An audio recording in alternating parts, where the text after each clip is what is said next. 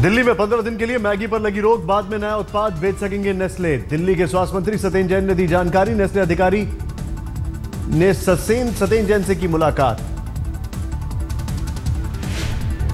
सरकार ने 15 दिन के लिए और 15 डेज मैगी के ऊपर बैन लगाया है। मैगी मामले में बड़ा विवाद। बिग बाजार ने मैगी की बिक्री पर लगाई रोक। अपने आउटलेट से वापस मंगाएं मैगी के पैकेट। कहा जनता के हितों को ध्यान में रखते हुए लिया गया फैसला। मैगी पर केस करेगी दिल्ली सरकार। लैब टेस्ट में 13 में से 10 सैंपल फेल, सिर्फ एक सही निकला। मसालों में मिला तय सीमा से ज्यादा लेड और एमएसजी। गोवा में मैगी का सैंपल पास। मैगी के 5 नमूनों में मिली मोनोसोडियम ग्लूटामेट की मात्रा, जबकि पैकेट पर नहीं था इसका जिक्र। बीजेपी अध्यक्ष सतीश उपाध्याय ने की मांग, खुदरा बाजार से भी फौरन वापस ली जाए मैगी।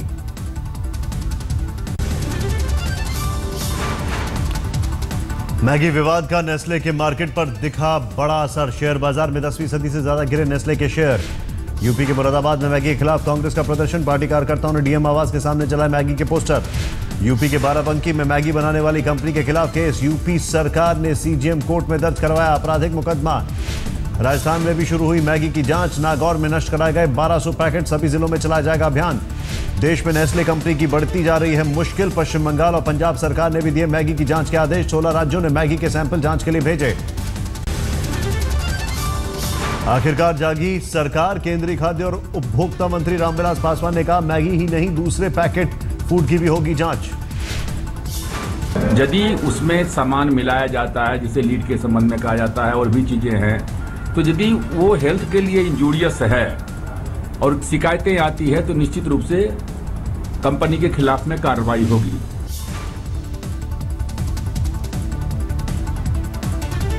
पासवान ने दिया भरोसा। कहा, फूड पैकेट में जिस भी ब्रांड में मिली मिलावट उन्हें बख्शा नहीं जाएगा।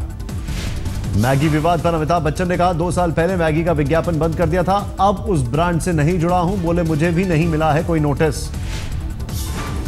Stopped endorsing Maggi 2 years ago. We stopped Maggi. I don't endorse Maggi anymore now, and that happened 2 years ago. So I haven't been associated with the product. फिर गरमाया 84 के दंगा पीड़ितों का मामला। जगदीश टाइटलर की बड़ी मुसीबत। क्लोजर रिपोर्ट पर दिल्ली की कड़कड़डूमा कोर्ट ने सीबीआई से मांगी रिपोर्ट। 26 जून को होगी सुनवाई। कोर्ट ने कांग्रेस नेता जगदीश टाइटलर मामले पर मांगी रिपोर्ट। गवाहों को प्रभावित करने का मामला। खाते से 5 करोड़ रुपए की रकम ट्रांसफर का भी उठा मुद्दा। कनाडा में टाइटलर की बहन के खाते से ट्रांसफर की गई थी रकम। कथित तौर पर अभिषेक वर्मा के जरिए स्थानांतरित किए गए थे पैसे। कनाडा की सरकार ने पहले टाइटलर की बहन का खाता सील किया था, बाद में उसे फिर से खोल दिया था। अभिनेता अमिताभ बच्चन के बयान का भी जिक्र। अमिताभ ने कहा था, मुझे पता नहीं कि इंदिरा की हत्या के बाद 3 मूर्ति भवन में पूरे दिन टाइटलर थे या नहीं। 15 जून 2013 को अमिताभ ने सीबीआई को दिया था यह बयान। 84 के दंगे में पीड़ितों का केस लड़ने वाले वकील एचएस फुल्का ने कहा, सीबीआई को दिया गया अमिताभ बच्चन का बयान। जगदीश टाइटलर की नहीं करता मदद। अमिताभ बच्चन इसके पास खड़ा था, तो हमने कहा कि अमिताभ बच्चन की स्टेटमेंट रिकॉर्ड करो। तो अमिताभ बच्चन की स्टेटमेंट में आया है, अमिताभ बच्चन ने बाकी लोगों का नाम लिया है। संजय गौतम कौल वहाँ पे था, ये लोग थे। वो कहता मैं टाइटलर को पहचानता था। संजय गांधी के पास साथ में पहले इसको मिला हूँ, मगर मुझे ये बिल्कुल ध्यान नहीं है कि टाइटलर वहाँ पे था। 84 दंगों में टाइटलर की नई मुसीबत पर कांग्रेस नेता शकील अहमद का बयान। कहा, जो भी कोर्ट का फैसला होगा वो मंजूर होगा। देखिए, इस मामले में न्यायालय अपना काम कर रहा है और कानून को अपना काम करते रहने देना चाहिए। जो सच्चाई है वो न्यायालय के सामने रखी जाएगी और न्यायालय का जो निर्णय होगा वो सभी को मान्य होगा। 1984 के दुखद दंगों के संदर्भ में जो लोग दोषी हैं उन्हें उपयुक्त रूप से कार्रवाई नहीं की गई, ऐसा हमारा मानना है। पाकिस्तानी आर्मी चीफ जनरल राहेल शरीफ ने जताई नापाक मंशा। कश्मीर को बताया विभाजन का अधूरा एजेंडा। पाकिस्तान और कश्मीर को बताया अविभाज्य हिस्सा। बीजेपी महासचिव राम माधव ने पाक आर्मी चीफ के बयान की निंदा। कहा, ऐसी सोच ही दोनों देशों के रिश्तों की मजबूती में है बड़ी बाधा। पाकिस्तान की ओर से आ रहे हैं वे हम दोनों देशों के बीच अच्छे संबंध स्थापित करने में बाधक होंगे। कांग्रेस ने भी पाकिस्तान आर्मी चीफ के बयान पर जताया सख्त एतराज। पीएम मोदी को सरहद पर पाकिस्तान की हरकतों को संज्ञान में लेने की नसीहत दी। तो मोदी सरकार से ये अनुरोध करते हैं कि वो संज्ञान लें।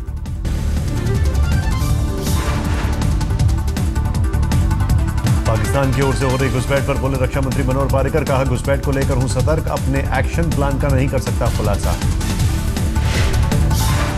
There are very positive things happening, so I will only restrict myself to that.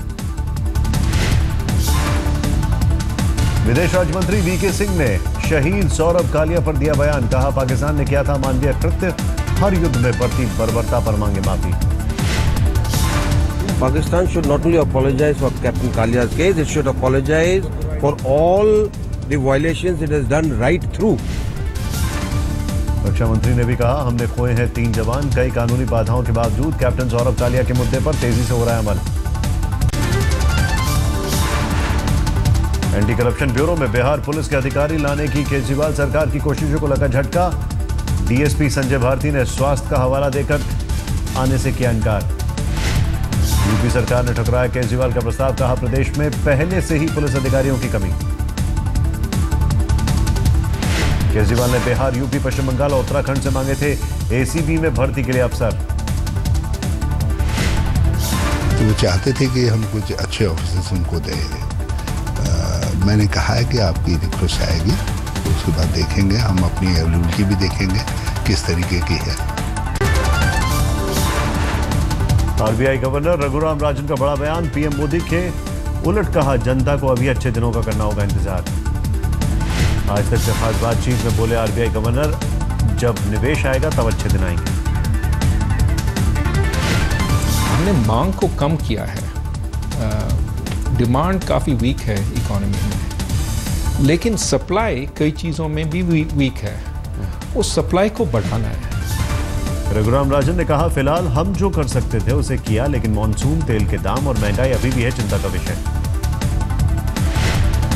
हाल ही में यूएनआई को दिए इंटरव्यू में पीएम मोदी ने कहा था आ गए अच्छे दिन।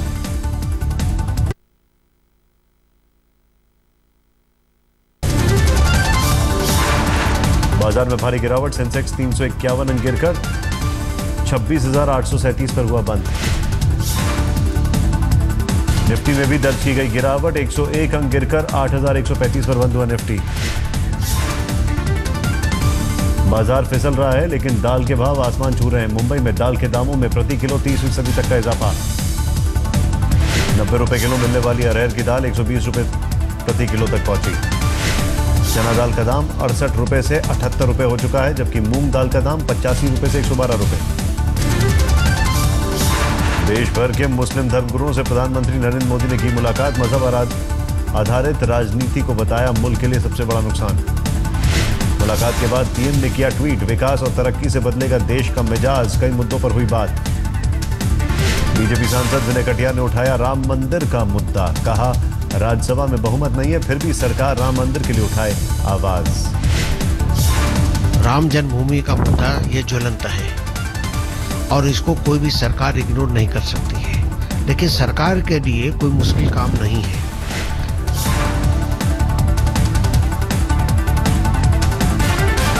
विनय कटियार ने कहा राम मंदिर मुद्दे को कोई भी सरकार नजरअंदाज नहीं कर सकती। दिया सुझाव, कहा मुद्दे पर सरकार को भूमि बिल की तरह सहमति बनाने की कोशिश करनी चाहिए।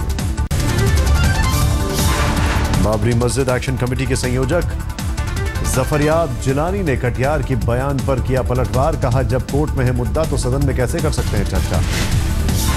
जफरयाब जिलानी ने पीएम मोदी पर भी साधा निशाना, कहा अल्पसंख्यकों के दिल में मुलायम की सकारात्मक और नरेंद्र मोदी का नकारात्मक छवि, इसे तोड़ने के लिए मोदी को कुछ बड़ा करना होगा। विनय कटियार साहब शायद ये या तो जानते ना हो या वही डिलिबरेटली जानते हुए इस बात को छुपा रहे हो कि जब मैटर कोई सुप्रीम कोर्ट में पेंडिंग है, हाई कोर्ट से जजमेंट हो चुका है, तो कोई बिल पार्लियामेंट में पेश करना एक असंवैधानिक कार्य होगा। दिल्ली में केजरीवाल के खिलाफ लगाए गए पोस्टर में केजरीवाल को बताया गया मिस्टर झूठा। पोस्टर में संयोजक की जगह लिखा आम दिल्ली वासी। भ्रष्टाचार के आरोप में अधिकारियों की गिरफ्तारी पर उठाया सवाल, लिखा जारी करें नाम।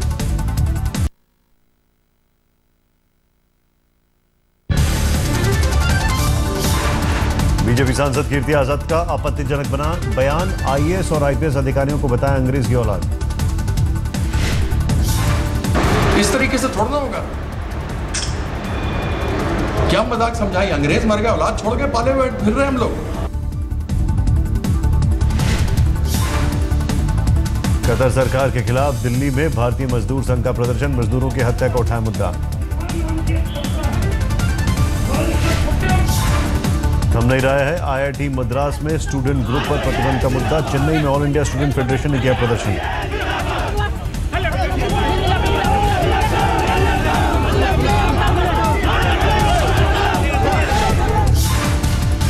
जम्मू में सिख युवकों और पुलिस के बीच झड़प, विवादित पोस्टर को लेकर बड़ा बवाल।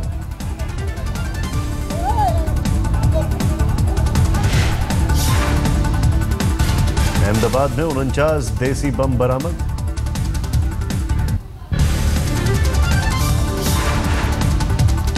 अहमदाबाद में 49 देसी बम बरामद, एक शख्स गिरफ्तार, नारोल इलाके में मिले बम। जम्मू के सरूर इलाके में बाढ़ पीड़ितों से भद्दा मजाक, प्रशासन ने राहत के नाम पर बांटे 47 रुपए के चेक। सितंबर 2014 में आई बाढ़ के दौरान हुए नुकसान का दिया गया मुआवजा, 25 लोगों को बांटे गए चेक। आपदा पीड़ितों को 47 रुपए से लेकर अधिकतम 378 रुपए के चेक दिए गए, केंद्र सरकार से मिली मदद का दिया गया हवाला। गुजरात के छोटा उदयपुर में एक बालिग लड़की से पिता ने किया अमानवीय व्यवहार, प्रेमी संग भाग न जाए इसलिए लड़की को जंजीरों में जकड़ा, पुलिस ने दर्ज किया मामला।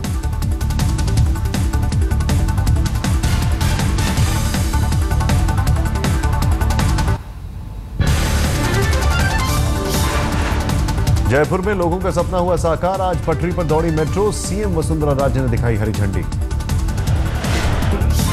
जयपुर में आज ही से जनता को मिली मेट्रो के सफर की मंजूरी, दोपहर 2 बजे से आम जनता के लिए चलाई गई मेट्रो। जयपुर मेट्रो कई मायनों में है खास, मेट्रो के संचालन में 5 महिला ट्रेन ऑपरेटर भी शामिल।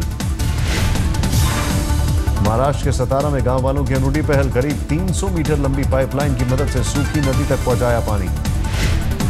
15 पीड़ितों की अगुवाई में बद्रीनाथ धाम में नारायण महायज्ञ का आयोजन, कई राज्यों से आए श्रद्धालुओं ने हिस्सा। फतेहपुरी मस्जिद के शाही इमाम और एलजी की अपील का नहीं हुआ असर, शब बारात पर दिल्ली में स्टंट करने से बाज नहीं आए बाइकर्स। दिल्ली में जगह जगह पुलिस ने लगाई थी बैरिकेडिंग, लेकिन कड़ी सुरक्षा के बाद भी बिना हेलमेट बाइक पर सवारी करते दिखे नौजवान।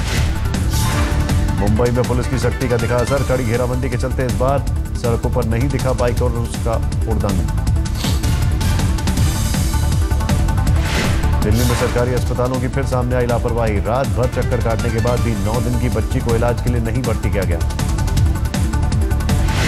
दिल में छेद होने के चलते बच्ची को सांस लेने में हो रही है तकलीफ, मां पूरी रात एक अस्पताल में दूसरे अस्पताल तक भटकती रही, किसी ने नहीं किया इलाज।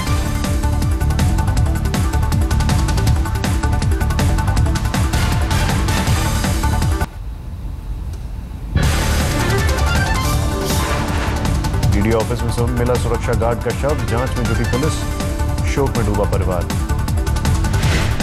मथुरा में तेल माफियाओं ने इंडियन ऑयल की पाइपलाइन में की सेंधमारी, पाइपलाइन में कुछ छोड़ा खुला, 20 फुट ऊंचा उठा डीजल का फव्वारा। चीन के हुबई प्रांत में हुआ बड़ा हादसा, नदी में पलटा चीन का जहाज, करीब 450 लोग लापता। भारत के छात्र तनिष्क इब्राहिम के हिस्से में आया सबसे युवा ग्रेजुएट होने का दमका, अमेरिका से महज 11 साल में हासिल की स्नातक की डिग्री।